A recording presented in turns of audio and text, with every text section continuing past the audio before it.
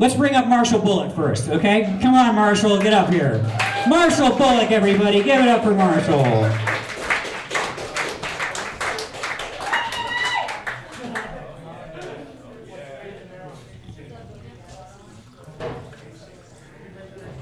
So I'm a proud dad. We got dads in here. Oh, you're a dad? You're a great looking dad. So I have 5 daughters. True statement.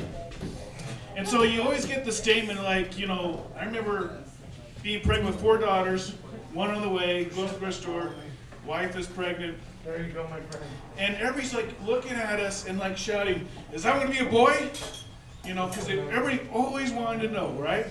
And they said, and then when it came out, 5 girls, and everybody's all saying, you just can't make boys, can you? You're just not man enough to make boys. This is what people say, right? And so I had to come up with a bunch of lines to dispel everybody making comments. 1, having 5 kids, and then 2, having 5 girls. All right? Does anybody have any of these answers? You don't? How many kids do you got? 10? That's awesome. Way to go. No, so the first one that comes up is like, don't you have a TV? What are you doing? And I was like, oh yeah, I got a TV, but I just know how to use the commercials to my advantage. Right? You got to dispel everything, right? And then the other one's, can't you make a boy? Yeah. And I was like, man, I'm such a man. I shoot so hard, I knock the balls right off anything that comes out, right? And and then they're just shocked, they're stunned, and they leave you alone, because they don't know what to do after that. But it was having 5 girls. The first 2 were twins, and it was a shock, dude. He said, having a kid, being a first-time dad, is a shock to in itself. But having twins is unbelievable. It's tough. It's crazy. And then but raising them is such a joy. It is a joy. It is completely a joy.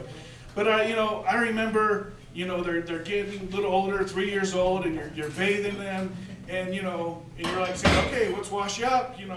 Let's get your arms, let's get your legs, let's get your bum, let's get your front bum. You can't, as a dad, I couldn't use the real words, right? You're like, you can't say this is your little girl. You're not going to use anything other than the most benign use of words. And it was back bum, front bum. That was what I had to use. That was at my disposal. But it came back at me, right? So twins, you'd always tag team. One will go with the bride, one will come with me. And I remember being at Cabela's, the most manly store you could ever go at. And we had to separate.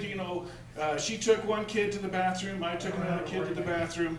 And I was underprivileged at this point, and I went and did the handicap stall so we could have more room to to do the business. And I had her go sit on the potty. She went, and I was like, okay, you go stand by the door, don't move, and just let me go. And I wasn't even thinking, and I'm standing and peeing in the toilet, and she goes, how do you do that? What are you doing? And I'm not thinking, the first time dad came to me.